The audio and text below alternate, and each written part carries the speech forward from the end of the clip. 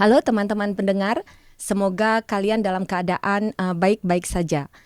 Selamat datang di kanal IA ITB Sumut. Saya Beni Oyemarpaung dengan senang hati memandu episode menarik hari ini tentang menghidupkan kembali warisan, bagaimana revitalisasi Istana Maimun dapat mengubah wajah pariwisata Kota Medan dan Sumatera Utara.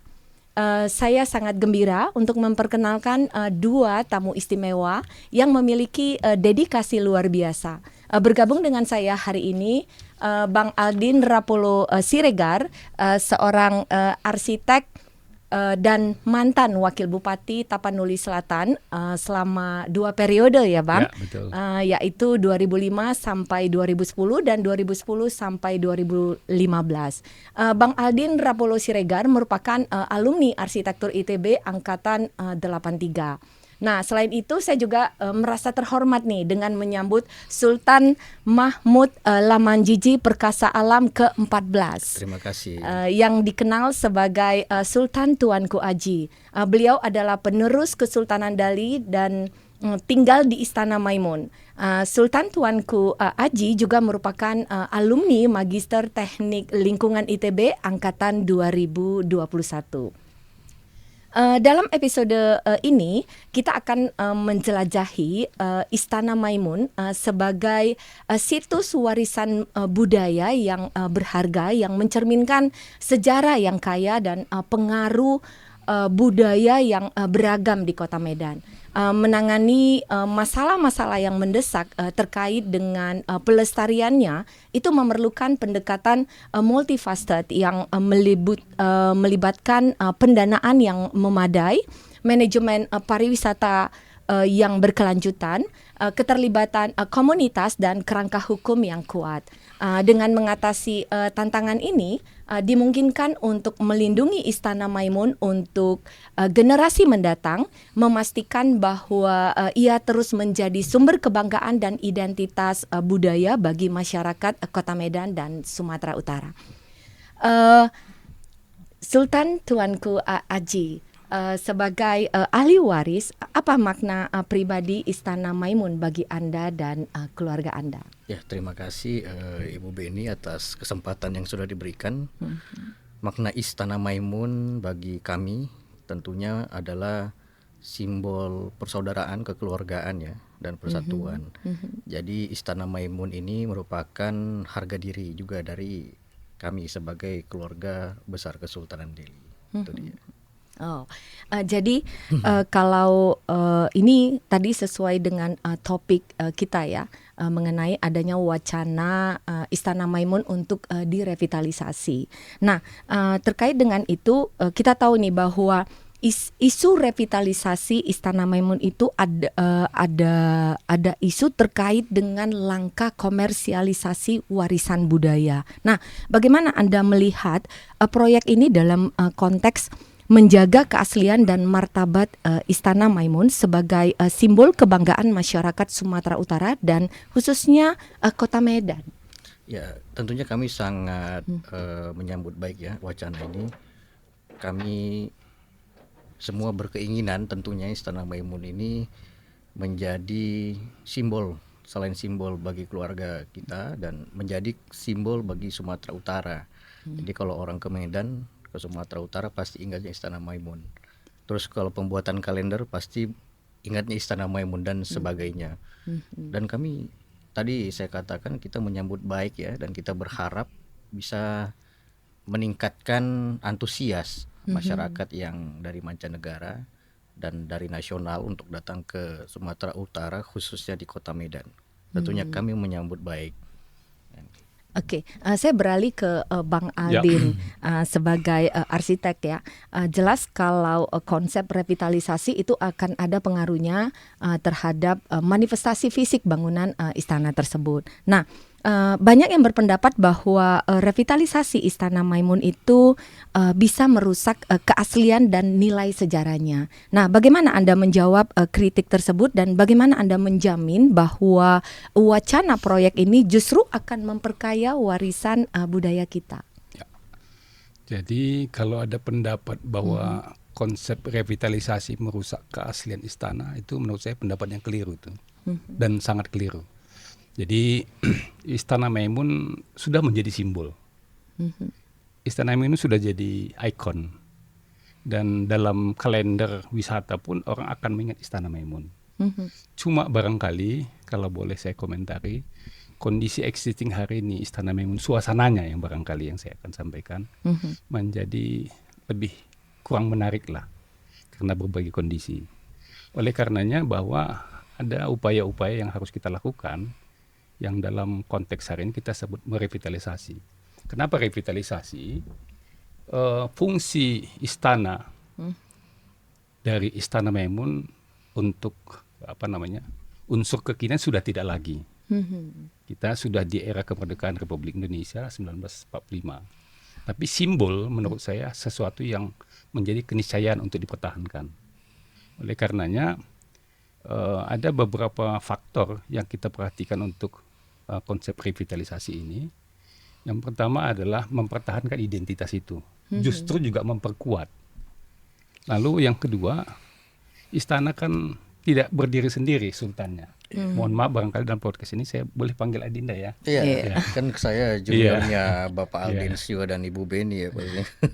Jadi Adinda Aji sebagai sultan hari ini tidak berdiri sendiri di istana itu. Ada kerabat-kerabat yang mendukung untuk supaya ikon ini makin kuat. Nah, maka dalam konsep ini saya melihat ada beberapa problem yang oleh orang lain dianggap itu problem. Kalau menurut saya itu potensi. Maka istana hari ini harus menjadi satu wadah, menjadi sumber kehidupan bagi sultan dan kerabat-kerabatnya. Nah, keberadaan istana hari ini tidak cukup untuk itu. Nah, maka kalau kita mau berhitung, saya dapat info lebih kurang di dalam kawasan istana itu ada lebih kurang 50 kakak. Belum termasuk kerabat yang ada di luar istana. Tentu ini menjadi tanggung jawab. Kalau Adinda Sultan sebagai sultan tentu tanggung jawab terbesar itu ada di Adinda. Berbagai problem di dalam kekerabatan ini faktor yang harus segera diselesaikan. Tapi menurut saya itu hal yang simpel saja. Saya coba hitung ini, kalau meleset tolong dikoreksi. Nilai nominal kawasan istana yang dalam pagar itu saja, menurut saya lebih dari 1 T itu. Nah, kalau kita mau berusaha untuk menghidupi kerabat istana, itu nilai yang luar biasa, fantastis itu. Belum kalau kita kaitkan bahwa terlalu panjang ya. Jadi, saya bilang begini, Istana Maimun ini kalau kita baca daftar SK Wali Kota, daftar cagar budaya yang ada di Sumatera Utara dan di Medan, maka Istana Sultan Delhi ini adalah satu cagar budaya atau banyak istilah lain heritage atau monumental ordonansi yang punya nilai jauh di atas rata-rata yang lainnya. Maka oleh karena itu saya bilang saatnya menjadi sebuah keniscayaan untuk melakukan revitalisasi. Apa konsep revitalisasi yang akan kita sampaikan? Menurut saya, pertama eksistensi istana dan keluarga harus dipertahankan dan ditingkatkan. Kemudian nilai-nilai kemelayuan di dalam kawasan istana itu harus kita kembalikan. Jadi saya mengamati beberapa peristiwa kegiatan yang ada di kawasan istana itu, nuansa kemelayuannya itu menurut saya kadarnya terlalu rendah. Kita coba bercermin, kemarin ada kegiatan rumpun Melayu Gelar Melayu serumpun. Gelar Melayu serumpun yang melibatkan 6 negara itu. Ya ada pertunjukan budaya, tapi di luar itu nuansa kemelayuannya itu menurut saya kurang gitu. Nah, yang kedua ada unsur bangunan-bangunan lain yang mendukung kemelayuan tadi. Pertama misalnya budayanya, kita harus siapkan fasilitas seperti arena pertunjukan budaya. Apa itu? Seperti misalnya teater terbuka. Kemudian aktivitas hari ini kan sudah banyak yang difasilitasi melalui gedung-gedung atau indoor. Dulu kalau kita lihat sejarahnya, ini ada foto-foto ini, berbagai aktivitas itu bisa dilaksanakan di outdoor. Tapi unsur kekinian hari ini kita bisa bawa itu kegiatan itu ke dalam bangunan, dalam kegiatan indoor. Mungkin kita akan siapkan dalam kawasan itu berupa gedung konvensi. Nah, kalau perlu ada unsur bangunan baru yang menjadi sumber pendapatan dari usahanya untuk menghidupi kesultanan itu, semisal dalam bentuk akomodasi penginapan atau hotel. Itu barangkali sementara. Ya, terima kasih Bang. Kembali ke Sultan Tuanku Aji ya. Tadi Bang Aldin sudah menyinggung berkenaan dengan ada hal yang sensitif ya. Ada puluhan keluarga yang tinggal di istana tersebut. Nah, apa kekhawatiran utama Anda mengenai kesejahteraan mereka nanti kalau revitalisasi ini dilaksanakan ya, dan juga setelah proses revitalisasi tersebut? Ya, jadi kekhawatiran kita semua ya, apabila sudah terlaksana proses revitalisasi tersebut adalah nanti hak-hak atas kepemilikan Istana Maimun itu berpindah mungkin ke pemerintah awalnya gitu. Tetapi setelah kami pelajari dari Kesultanan, pemerintah ini cuma ingin membantu ya. Nah, itu yang pertama. Yang kedua adalah soal kesejahteraan tadi kan. Setelah direvitalisasi mungkin kita dipindahkan atau tidak, nanti kita kurang dalam mendapatkan perhatian dari pemerintah ya, soal misalnya pembiayaan air bersihnya, listriknya dan lain-lain. Apabila mungkin dipindahkan kemudian harinya, atau mungkin tetap di sana tetapi pemerintah tidak memperhatikan itu gitu. Tetapi ya tadi saya sudah pelajari, bahwasanya pemerintah hanya ingin membantu saja tanpa melepas hak dari keluarga gitu. Makanya banyak keluarga kita yang bertanya ya soal itu. Hanya kami coba menjelaskan, Kesultanan Delhi kan banyak juga berhubungan dengan pemerintah. Banyak mendengar dari mereka semua bahwasannya ini tidak seperti yang kita pikirkan begitu. Ini luar biasa kalau kita laksanakan gitu. Pemerintah tidak semena-mena lah gitu sama kita semua. Alhamdulillah sampai saat ini ya kurang lebih berjalan mau 3 tahun ya. Kita sudah mulai sadar bahwasanya Istana Maimun memang perlu direvitalisasi gitu. Untuk keluarga yang tinggal di dalam, ya mungkin kan ada wacana relokasi ya mungkin gitu. Kita sekarang sedang berhitung begini, apakah memang bisa kita di dalam tetap atau sebaiknya kita direlokasi. Tapi kita tentunya tanpa menghilangkan hak kita sebagai keluarga besar ya dalam mengelola Istana Maimun begitu.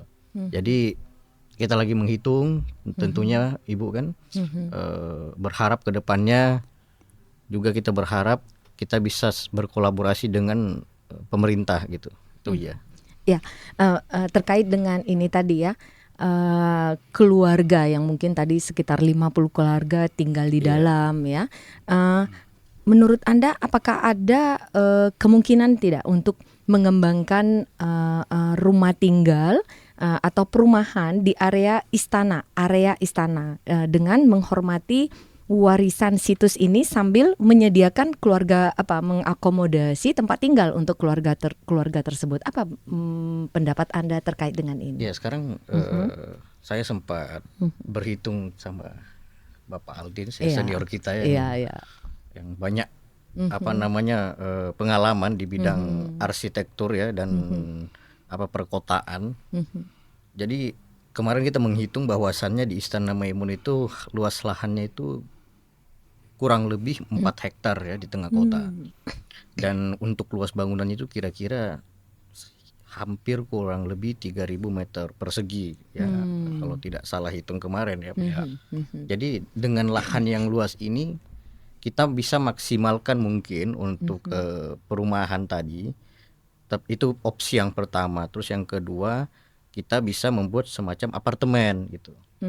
Ya, flat ya, sejenis flat ya, misalnya. flat, ya. Jadi itu memang lagi dalam perhitungan kita soal apartemen itu. Apartemen ini kalau kita bicara ya Pak Aldin, saya pernah cerita dengan saya punya keluarga, ya, beliau banyak ke Malaysia juga. Katanya di Istana Selangor itu di belakangnya itu ada semacam apartemen untuk keluarga. Dan kami melihat itu memang dengan lahan yang 4 hektar itu luar biasa potensial ya. Dan seterusnya nanti mungkin Pak Aldin bisa sama-sama kita menjelaskan, kita sama-sama menjelaskan kepada pemirsa ya, perhitungan itu gimana dan nanti kira-kira apa saja yang bisa dibangun di situ, yang tentunya kita ingin ahli waris itu tidak terganggu lah gitu ya, secara kepemilikan hak atau dan sebagainya. Kan Pak Aldin bisa menambahkan mungkin. Baik, ini ya tadi terkait dengan adanya ide untuk mengakomodasi rumah tinggal ya, karena apalagi tadi 4 kali lapangan sepak bola itu ya Bang ya, lokasi luas dari istana tersebut. Nah, kita tahu bahwa berarti luas istana dan juga keberadaan istana itu terbatas ya. Nah, Abang sebagai arsitek ada tidak solusi arsitektural potensial untuk mengakomodasi keluarga-keluarga yang tinggal tanpa mengganggu estetika istana? Ya, tapi saya sebelum menjawab itu, saya punya pendapat yang berbeda dari pendapat banyak orang tentang 50 kakak yang tinggal di kawasan itu. Saya hari ini menyatakan bahwa bermukimnya lebih kurang 50 kakak di kawasan Istana Maimun itu sebuah potensi itu. Potensi untuk kita lakukan bisnis ke depan.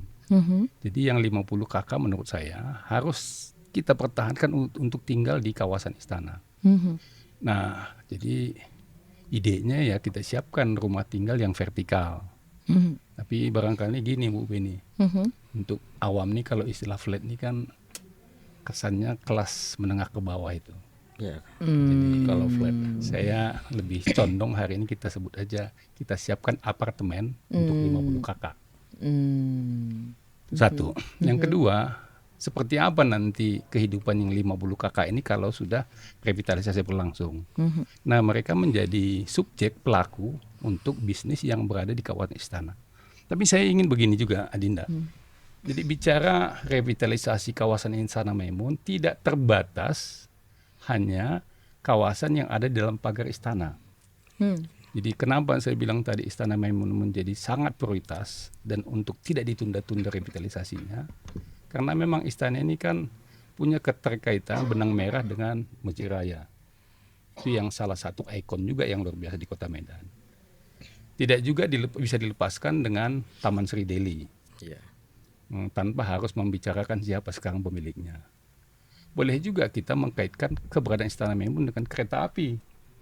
Karena rel kereta api ini menurut catatan yang ada pada saya, istana itu selesai tahun 1891. Rel kereta api ke Deli Tua dan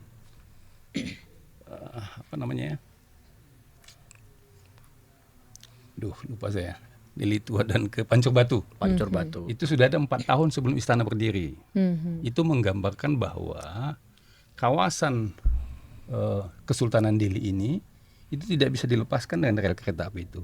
Artinya Deli Tua ke Medan Labuhan adalah satu keterkaitan. Nah, bicara revitalisasi, kita tidak boleh melepaskan diri dari 4 unsur yang saya sebut tadi.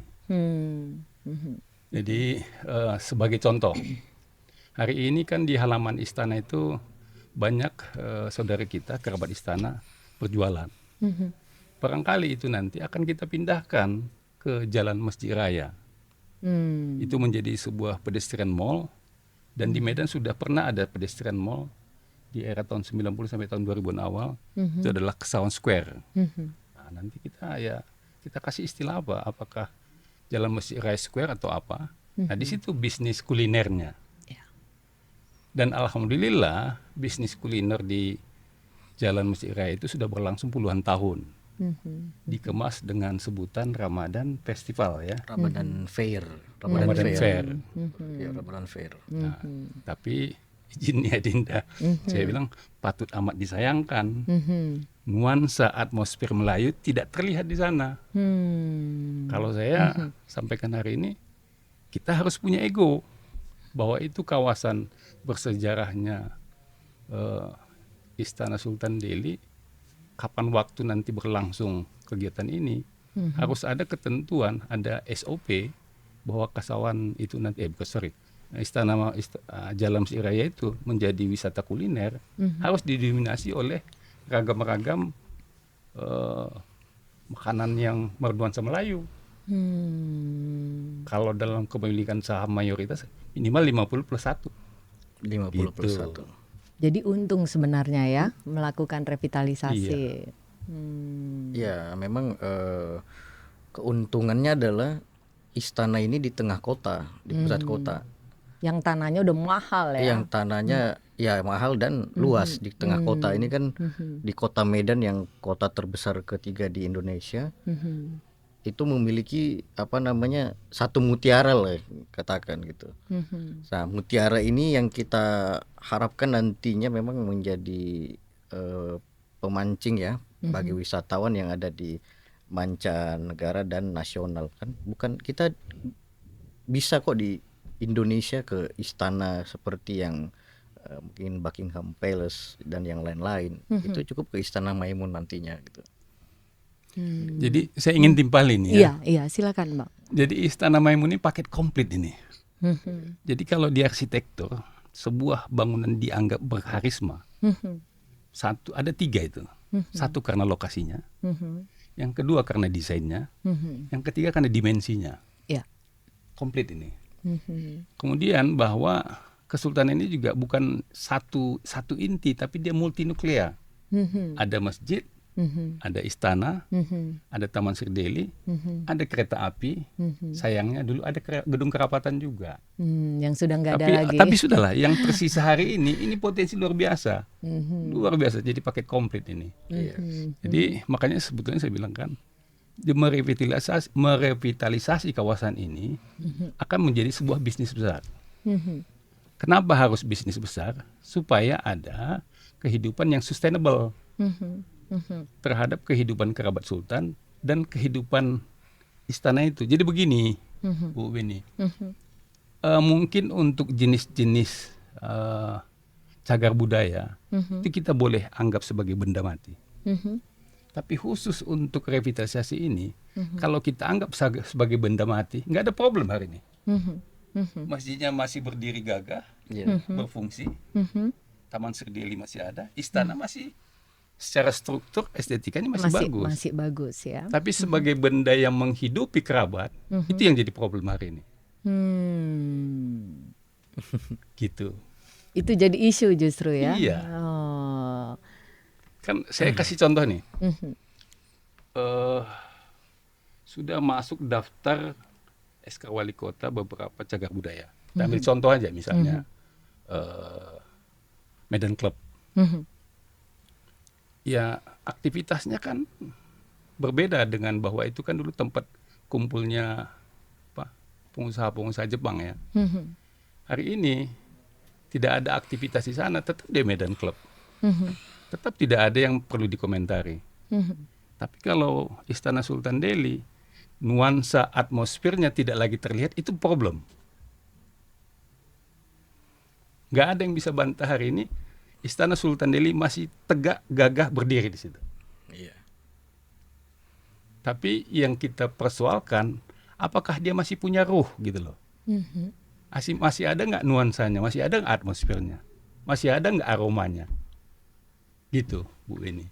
Iya, berarti keberadaan keluarga untuk tetap tinggal di istana dan sekitarnya itu sangat potensi dan sebaiknya tetap ada ya. Dan itu makanya dalam konteks revitalisasi Istana Maimun ya perlu membangun apartemen.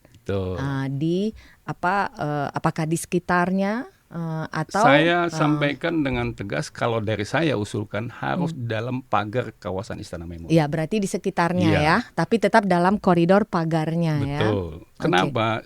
Ada beberapa alasan sebetulnya saudara-saudara kita tinggal di sana. Satu kan ini bicara identitas, satu kebanggaan itu. Yang kedua bahwa memang tidak berdiri sendiri seorang sultan tinggal di istana. Iya, benar. Nah, tinggal bagaimana kita mengelola, mengaturnya di kemudian hari. Baik, beralih ke Sultan Tuanku Baik. Aji ya.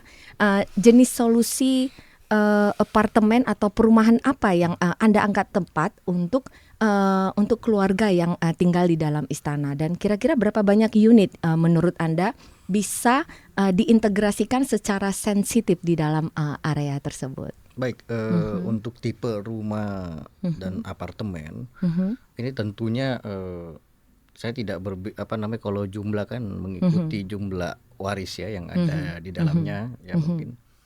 Tapi yang saya perhatikan bahwasannya modelnya gimana. Kalau dari saya kan alumni teknik lingkungannya di lingkungan. Paling kita harus green building sekarang kalau secara desain ya itu satu. Yang kedua adalah pastinya itu bernuansa Melayu gitu. Ya jadi dua tadi saya kira harus diintegrasikan ya dengan arsitektur arsitektur dari apartemen tadi ya Pak Aldins ya. Jadi nuansa Melayunya tidak hilang di Istana Maimun. Karena itu. Istana Maimun itu Melayu, Itali, Persia, Eropa ya. Itali di dalam Eropa ya. Okay. Melayu, Eropa, Persia, Arab. Iya. Oke, terkait dengan itu ya. Tadi Anda menyinggung masalah ahli waris ya. Bagaimana Anda membayangkan keterlibatan ahli waris yang tinggal di luar istana dalam proses pengambilan keputusan nanti untuk masa depan daripada Istana Maimun, apalagi terkait dengan wacana akan melaksanakan revitalisasi? Ya memang ini satu hal yang sulit ya menurut saya karena ada juga beberapa ahli waris itu bermukim tinggal di luar Istana Maimun. Jadi kalau dari kami pastinya kita harus bermusyawarah tentunya. Tidak semuanya kita mengundang mereka. Paling dari misalnya Onyang ini punya perwakilan satu gitu. Jadi disitulah nanti kita rapat besar ya dari perwakilan-perwakilan dengan jumlah yang tadi sudah dikerucutkan tadi yang dengan perwakilan tadi. Bagaimana ini? Apa yang harus kita perhatikan, yang harus kita jalankan ini seperti apa gitu. Nah tentunya alhamdulillah dengan Pak Aldins saya banyak berdiskusi ya soal ini ya. Mungkin ke depannya bagaimana cara kita melibatkan mereka yang tinggal di luar ini untuk revitalisasi dan seterusnya. Itu terus yang tadi yang pertama, terus yang kedua bahwasannya bagaimana cara selain dilibatkan, bagaimana mungkin nanti keluarga ini apa yang bisa mereka dapat dari pemerintah mungkin, karena kan mereka juga ada yang masih berhak di Istana Maimun ya sebenarnya. Ada tidak ahli waris yang tinggal ya terkait dengan di luar Istana Maimun tadi ya, misalnya tinggal di luar negeri yang dia bisa membangun mitra internasional misalnya? Oh sampai saat ini di pendataan belum ada ya. Kalau saya lihat ya, tapi kalau yang bermukim di luar negeri ada yang di Malaysia, terus paling banyak mungkin di nasional ya di Jakarta, di Medan ya gitu. Tetapi intinya nanti mungkin di rapat ini sebenarnya rapat yang paling sulit yang menurut saya, karena mereka yang tinggal di luar ini bagaimana kita harus mencari titik terang, titik temunya ya Pak Aldins ya, supaya mereka juga tidak dilupakan, jangan cuma yang di dalam Istana Maimun saja begitu kan. Saya kira begitu. Bang Aldin tadi Tuanku Aji menyampaikan terkait dengan kalau hendak membangun rumah tinggal ya, sebaiknya mempertimbangkan green building misalnya. Nah, itu tentunya terkait dengan arsitektur berkelanjutan ya. Nah, praktek bangunan berkelanjutan apa yang bisa diterapkan dalam revitalisasi Istana Maimun untuk memastikan nantinya ia tetap ramah lingkungan ya dan menghormati budaya? Ya, jadi kalau saya kasih bahasa, kalau arsitekturnya arsitektur kontekstual, Arsitektur kontekstual. serasi lingkungan. Serasi lingkungan. Ya, Oke. lingkungannya ya sekarang yang tegak berdiri itu istana itu. Jadi akan terbaca ritme, kemudian bahwa ini ada keserasian antar bangunan apapun nanti yang ada di sana. Itu yang pertama. Yang kedua, bahwa apartemen yang mau kita bangun itu harus menjadi masyarakat yang bukan patembayan. Ini kan keluarga semua. Jadi akan ada satu konsep nanti terdiri dari rumah-rumah dan ada public space-nya. Jadi masyarakat guyup ini. Kan jangan dibayangkan sebuah apartemen yang satu dengan blok satu nggak kenal gitu. Nah, kita akan desain nanti sebuah apartemen yang seluruh penghuninya itu masih menjadi masyarakat paguyupan. Yang paling sederhana di dalam bangunan itu per floor-nya itu akan ada public space-nya. Itu antara lain, tapi detailnya nanti. Ya itu Tadi detail. bahasanya yang paling gampang arsitekturnya kontekstual. Yang kedua dipenuhi oleh ruang-ruang yang menjadi public space antar penghuni nanti. Baik. Tapi namun demikian tidaklah harus seluruh kerabat sultan tinggal di kawasan itu. 4 hektar menjadi luasan yang kecil kalau kita bicara kerabat sampai 1.000 orang. Ya. Tapi kalau kita bicara 40, boleh nambah misalnya 60, itu luas 4 hektar itu masih sangat lega untuk membangun sebuah apartemen di sana. Iya, benar. Makanya tadi saya bilang 4 kali lapangan sepak bola itu. Lalu mau diapakan nih saudara-saudara kita yang di luar istana? Ya ada kompensasi lah. Jadi nanti tentu kembali kepada sultan dan kerabat, ada satu bisnis dan harus bisnis besar. Jadi hasil usaha mungkin saya klarifikasi dulu Adinda Sultan bahwa nanti kita tripartit ini, ada pemerintah, barangkali ada pengusaha nanti yang berinvestasi di kawasan kita itu, tapi polanya kita yang atur, baru kita sebagai pengelola. Jadi itu yang saya bilang tadi, seluruh kerabat itu menjadi pelaku, Iya, benar. terutama yang tinggal di sana. Lalu yang tidak tinggal di sana tentu mendapatkan sesuatu dari hasil usaha tadi. Iya. Tapi saya ulangi bahwa bisnis kita bukan hanya di pagar. Ya. Saya kasih kata rebut kemarin. Rebut itu jalan Masjid Raya.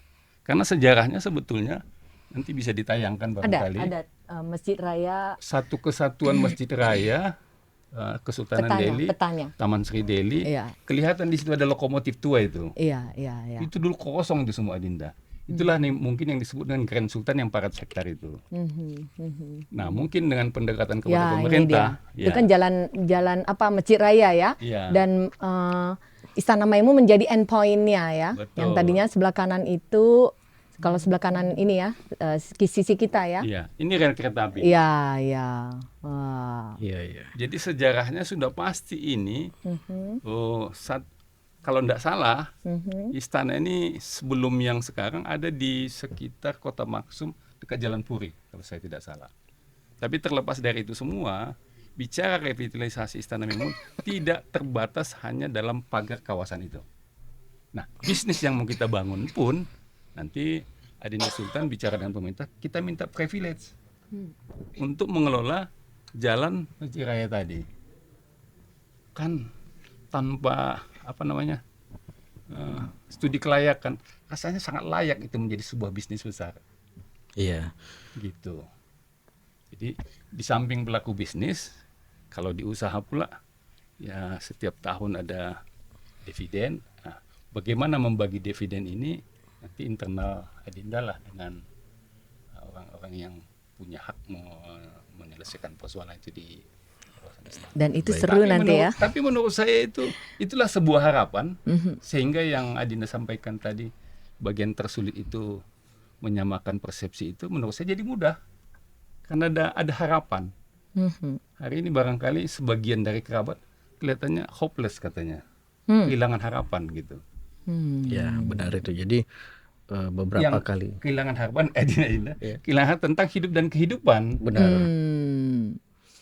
Nah, kita sekarang yang kita bangun itu fisik itu gampang. Justru yang sulit itu bagaimana kehidupan yang sustainable tadi. Sustainable. Iya, gitu. Ya, silakan. Ya, Tadi jadi, sepertinya ada yang ingin disampaikan. Mohon maaf ini agak Iya. mendominasi harusnya. Iya, ya, nggak apa-apa, nggak Jadi, apa-apa, Bang. ya, Sebenarnya kita kan bagi ya Pak Aldins ya. Karena kalau memang saya bagian dari ahli waris yang bermukim di Istana Maimun, tetapi kalau untuk konsep mungkin Pak Aldins lebih paham lah ya dari saya. Kalau tadi Pak Aldins bilang ada kurang ada harapan ya, hopeless lah ya. Itu benar itu Pak. Itu sama Ibu Beni ya. Kenapa? Karena beberapa kali ya pemerintah mau membantu, tetapi bukan kesalahan pemerintah juga, kadang salah juga dari dalam juga. Jadi kita masih belum satu persepsi. Terus yang kedua adalah mungkin ada dari investor, kesalahan investor juga yang terlalu saya tidak usah sebutkan. Terus ya saya lihat hampir 50-50 ya, sama-sama salah kalau dilihat dari sejarahnya. Maka salah satu mungkin cara yang paling tepat adalah memang kita benar-benar merangkul waris yang ada di dalam ya. Mungkin revitalisasi dan program yang dijalankan oleh pemerintah atau investor ini belum terlalu melibatkan waris ya. Mungkin itu saya katakan mungkin kekurangan ya. Tetapi tentunya maka kita berharap ini bisa berjalan sama ahli waris lah. Kalau boleh bertanya agak lebih sensitif, kira-kira apakah ada terpecah-pecah gitu di ahli waris ini? Ada sampai 1.000 orang sekarang, Bang, atau Kalau bagaimana? jumlah ahli waris saya kurang Ya, paham. Itu sampai berapa orang itu? Kalau ahli waris ya. Atau ada berapa partai atau apa istilahnya? Jadi kalau ahli waris ini kan memang kan banyak ya. Jadi biasanya karena kurang dinaungi ya, mungkin kurang dinaungi. Apa terkait dengan apa? Kurang dinaungi dalam konteks artian, apa ini? Yayasan dan kesultanan mungkin kurang menaungi ya waris di dalam tadi. Ada yayasan, ada kesultanan, kemudian tadi sama keluarga waris. Keluarga. Ya. Oh, ada 3 ya. 3. Jadi 3 aspek. Ini ada 3 ya. Jadi sebenarnya key makernya ini adalah kalau dilihat secara aktual adalah Kesultanan Delhi-nya sebenarnya. Nah, dulu mungkin kesultanan sama yayasan itu selek biasanya. Kadang yayasan dengan waris juga selek ya dari sejarahnya. Kadang waris dengan kalau waris sama kesultanan jarang, biasanya segitulah permasalahannya. Kalau faksi saya kira faksi tidak ada ya di dalam sana. Jadi paling mungkin tapi kalau bukan kayak misalnya keluarga ini aja, keluarga itu aja. Ya mungkin ada di dalam ya, saya kira. Tapi tidak, kalau kita kumpul bareng keluarga, misalnya ada yang meninggal, kita kumpul semua lagi begitu. Tidak anggap tidak ada apa-apa. Tidak ada apa-apa. Makanya sebenarnya adem ayem saja Istana Maimun ini begitu. Cuman ya itu PR dari kesultanan ya dan yayasan ya, tentunya kita harus menaungi Istana Maimun tadi gitu. Tetapi sebenarnya adalah key makernya adalah Kesultanan Delhi. Anda punya ide tidak? Bagaimana nih kira-kira supaya pihak yayasan juga Kesultanan Delhi dengan keluarga yang menjadi ahli waris ya, itu bisa sehati sepikir untuk nantinya mengimplementasikan pekerjaan revitalisasi Istana Maimun ini. Kira-kira punya ide? Selama 3 tahun ini ya, dari 2020 karena saya baru aktif lagi. Memang waktu itu lagi S2 di ITB, tapi seringlah ke Medan karena kan zaman-zaman Covid dulu ya, jadi kuliahnya kan online. Alhamdulillah selama 3 tahun ini kami dengan yayasan bagus-bagus aja, baik-baik saja saya kira. Nah sekarang kita bekerja sama nih, gimana ya, keluarga ini kan banyak ya. Jadi mengurus istana seperti mengurus negara Pak Aldi. Iya, Oh, Jadi iya, benar. oh, Jadi iya, benar. di dalamnya ada banyak. Mungkin ada pemikirannya bahwasannya dia terlalu pemikiran yang radikal dalam artian harus gini-gini. Nah, yang satu lagi berpikiran, oh saya ikut-ikut sajalah apa kata Sultan. Iya. Satu lagi, boleh saja mungkin yang dia harus konseptual, perfeksionis. Oh, banyak lah di dalam situ. Jadi cara bagaimana merangkulnya adalah, jadi tadi kan ada onyang-onyang tadi ya, Iya. keluarga onyang. Jadi perwakilan satu Keluarga di situ. onyang. Iya, jadi kayak Istilahnya. misalnya Simpul-simpulnya kan. simpul-simpulnya tadi. Jadi titik temunya saya kira di situ ya. Jadi Iya. misalnya keluarga, kalau saya kan cucu Sultan onyang saya Sultan Osman misalnya. Ya mungkin saya mewakili onyang saya di sini karena kebetulan kan Sultan Delhi satu. Nanti ada onyang dari misalnya Tengku Harun misalnya. Nah, nanti satu di sini Tengku N Al Rashid ya. Terus ada satu lagi Tengku Bendahara, Pangeran Bendahara, satu lagi. Jadi dari sini kita bisa meminimalisir ya. Nah, mereka kan pasti akan rapat keluarga dulu sebelum bertemu di titik besarnya gitu. Jadi itu mungkin cara yang lebih apa ya? Lebih elegan. Lebih elegan lah. Iya. Ada tambahan Bang terkait Kalau dengan saya masalah. bukan menggampangkan tapi ingin menyederhanakan. Iya, silakan. Sekarang yang jadi akar masalah itu menurut saya cuma satu, Mhm. hidup dan kehidupan, titik. Yeah. Atas persoalan itu muncullah faksi-faksi. Nah lalu hari ini harus muncul satu leader, ya harapan kita Adinda Sultan lah, Iya. memberikan satu konsep, Iya. lalu memberikan harapan terhadap hidup dan kehidupan dan sustainability tadi. Iya. Nah kalau itu sudah menurut saya selesai. Iya, jadi sebenarnya kami dengan Yayasan sering ketemu juga berbicara gimana ya revitalisasi ini. Karena kan pastinya pemerintah kan mungkin agak trauma masuk beberapa kali, mungkin gagal atau apa ya, investor pun juga begitu. Jadi kita harus bagaimana ya solusinya? Tentunya pasti tadi yang dengan permasalahan yang tadi Pak Aldi, ya kita merangkul waris semuanya gitu. Dengan Jadi simpul tadi. itu nggak santun juga saya memotong. Jadi begini ya, Dinda. Silakan Jadi Pak Aldi. mohon maaf nih pemerintah barangkali ya selama ini melihat bahwa cagar budaya itu dipukul rata seperti benda mati gitu loh. Jadi pemerintah udah lakukan apa namanya renovasi, cat itu ulang, perbaiki ini. Ya 2 kali direnovasi pun istana itu akan seperti itu. Kalau tidak masuk di dalam wilayah mengurus hidup dan kehidupan tadi. Siapa yang bisa jamin nanti misalnya istana itu udah betul-betul dikembalikan ke bentuk asli. Lalu ada satu konsep misalnya nanti menghubungkan koridor lapangan apa namanya masjid sama Masjid Delhi dengan sana dihubungkan lagi. Tapi tidak ada manajemen yang dikendalikan nanti untuk mengelola itu, sama aja nggak ada apa-apa jadinya. Makanya kuncinya sekali lagi saya ulang-ulang ini, ya kita mulai satu konsep yang menjanjikan atau memberikan harapan atau mungkin paling tidak menjamin tidak berani ya, tapi mendekati jaminan bahwa akan terus ini hidup dan kehidupannya. Menurut saya selesai itu. Iya. Kira-kira apa Bang strateginya untuk menjamin hidup dan kehidupan ya, terutama Jadi ada terkait dengan keluarga yang sudah tinggal di sana. Jadi kita bicara ini kan kita harus bicara skala besar. Iya. Keagungan Masjid Raya, Taman Sri Delhi dan istana itu tadi kita sudah sampaikan. Dia di lokasi yang strategis, dia dimensinya besar, desainnya pun luar biasa. Ini sudah cukup menjadi alasan kita untuk menjadikan sesuatu bisnis besar di sana. Yang melibatkan keluarga juga ya. Supaya bisnis besar ini menghasilkan sesuatu yang besar, supaya nanti kalau seperti satu usaha, dividennya bisa terbagi dinikmati oleh banyak orang. Ya, dan tentunya pasti dinikmati oleh keluarga juga. Izin saya kasih contoh sederhana. Yep. Mohon maaf ini Adinda Sultan. Dulu pernah saya dengar dibangun di sana Indomaret gitu. Di sana itu di bagian mananya itu Bang? Pojok kiri kalau kita menghadap istana itu. Pojok kalau Berarti di luar pojok kanan pagar. ya. Di dalam pagar. Di dalam pagar. Oh, di dalam pagar. Iya. Kan pemikirannya sudah pas, bangun bisnis.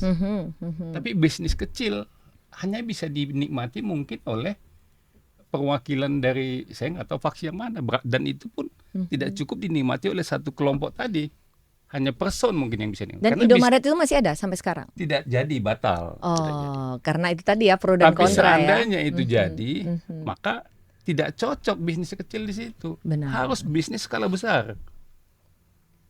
Dan itu dimungkinkan. Barangkali kalau kita berhitung-hitung ini, nanti akan ngantri nih Dinda investor yang datang untuk menjadi berinvestasi di sana. Jadi pemerintah nanti kita minta, ada dua hal yang kita minta kepada pemerintah nanti. Tadi di awal podcast kita Dinda bilang PBB segala macam. Nah, saya akan bilang pemerintah harus bertanggung jawab terhadap dikeluarkannya SK Cagar Budaya. Pertama, kita minta kompensasi. Yang kedua, kita minta insentif. Nah, kompensasi itu misalnya begini. Kan kemewahan terhadap dipertahankannya atau dilestarikannya sebuah cagar budaya itu kan dinikmati oleh banyak orang. Tapi tanggung jawab ada pada pengelola dan pemilik. Atas tanggung jawab dan kenikmatan oleh orang banyak ini, kita harus dapat kompensasi. Contoh, kalau kita buka usaha di sana, kuliner misalnya, harus dibebaskan dari pajak restoran. Kalau kita bayar listrik, kita dibebaskan dari pajak penerangan jalan umum. Semua pajak-pajak yang berkaitan dengan pemerintah harus dibebaskan. Setidak-tidaknya diskon. Besok kalau kita mendesain sesuatu di sana Adinda Sultan, maka dulu IMB sekarang PBG. Yang tarif PBG ini apakah 2% atau apa saya lupa. Itu harus dibebaskan kita. Karena kita sudah melaksanakan tanggung jawab kita. Maka kita harus dapat insentif. Iya. Bahkan mungkin nanti terkait dengan pajak Istana Maimun juga ya ditanggung oleh negara. PBB dibebaskan. Dibebaskan, ya. Nah, itu kan baru itu insentif atau kompensasi ya? Insentif. Kita harus juga punya kompensasi. Maka seyogianya juga pemerintah harus menggelontorkan sejumlah anggaran. Saya nggak mau disebut subsidi, tapi lebih halus mungkin bantuan. Iya. Nah, ini yang sebetulnya selama ini mungkin sudah akan digulirkan bantuan ini. Tapi tidak ada konsideran, saya lihat di Undang-Undang nomor 5 tahun 92 dan nomor 11 tahun 10 dalam pasal-pasal Undang-Undang Cagar Budaya itu, bagaimana menyentuh objek-objek cagar budaya itu yang mengurus hidup dan kehidupan tadi. Makanya untuk Istana Maimun sering gagal karena itu menurut saya. Baik, bergeser ke Sultan Tuanku Aji ya. Apa harapan dan kekhawatiran Anda tentang dampak revitalisasi istana ini nanti terhadap khususnya komunitas lokal dan keluarga ahli waris yang lebih luas? Dampak revitalisasi yang kita khawatirkan ya tadi yang pertama saya sebutkan ya katakanlah yang pertama tadi soal kesejahteraan ya. Kepemilikan hak gitu. Tetapi kalau sekarang berbicara setelah revitalisasi itu tadi yang pertama, terus yang kedua masalah yang kita khawatirkan adalah mereka pada saat direvitalisasi kan ada juga yang tinggal di Istana Maimun ya di dalam bangunan.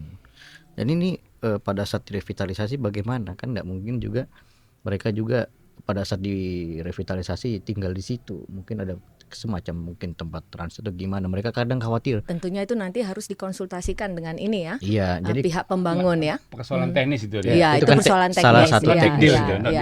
Kalau yang pasti keluarga harus nyaman. Keluarga harus aman, harus senang ya dalam program revitalisasi tersebut. Itu Bang, hidup dan menghidupi. Secara teknisnya tadi pentahapannya bangun dulu apartemennya, baru yang lain, itu soal pentahapan, soal teknis itu.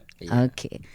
Baik, Bang Aldin, apa pesan terakhir untuk pendengar masyarakat Kota Medan dan Sumatera Utara tentang pentingnya melestarikan Istana Maimun dan warisannya? Ya, manusia berbudaya harus mempertahankan identitas, harus mengangkat harkat martabat budaya. Medan sebagai kota yang hari ini sudah heterogen, tidak boleh melepaskan identitas bahwa ini tanah Deli.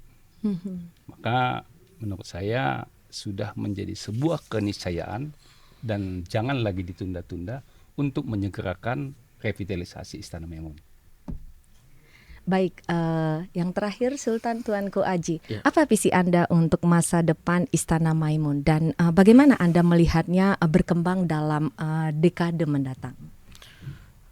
Visi ya, kalau saya melihat Istana Maimun ke depannya menjadi yang tadi saya katakan mutiara yang mungkin terbenam akan terbit lagi gitu. Karena Alhamdulillah. insya Allah itu visi saya, itu satu, Iya, menjadi luar biasa. mutiara pariwisata yang hidup kembali dan memancing para wisatawan mancanegara dan juga dari nasional. Itu dia. Saya berharap ya tentunya ini harus terrealisasi revitalisasi yang tentunya keluarga ahli waris kita semua itu terperhatikan ya di dalam revitalisasi tadi. Dan setelah revitalisasi pun juga kita juga tidak merasa ditinggalkan, itu aja. Baik, terima kasih banyak Bang Aldin Rapolo Siregar dan Sultan Tuanku Aji. Terima kasih. Kami sangat menghargai waktu dan wawasan yang Anda berikan ya, terutama terkait dengan wacana revitalisasi Istana Maimun dan bagaimana ia dapat mengubah wajah pariwisata Sumatera Utara dan khususnya Kota Medan. Para pendengar yang terhormat, demikianlah akhir dari episode kita hari ini. Saya berharap percakapan kita dengan Bang Aldin Rapolo Siregar dan Sultan Mahmud Lamanjiji Perkasa Alam ke-14 telah memberikan wawasan yang mendalam dan inspirasi mengenai menghidupkan kembali warisan, bagaimana revitalisasi Istana Maimun dapat mengubah wajah pariwisata Kota Medan dan Sumatera Utara. Di Istana Maimun bersemayam sejarah, warisan budaya penuh pesona. Pelestarian perlu segera digarap indah agar kekayaan budayanya tetap mempesona. Jangan lupa untuk mengikuti kanal IA ITB Sumut di platform podcast kesayangan Anda dan bagikan episode ini kepada teman dan keluarga. Bang Aldin Rapolo Siregar dan Sultan Tuanku Aji dan saya Beni Oye Marpaung pamit mundur diri. Salam hangat dan sampai jumpa. Assalamualaikum. Assalamualaikum warahmatullahi wabarakatuh.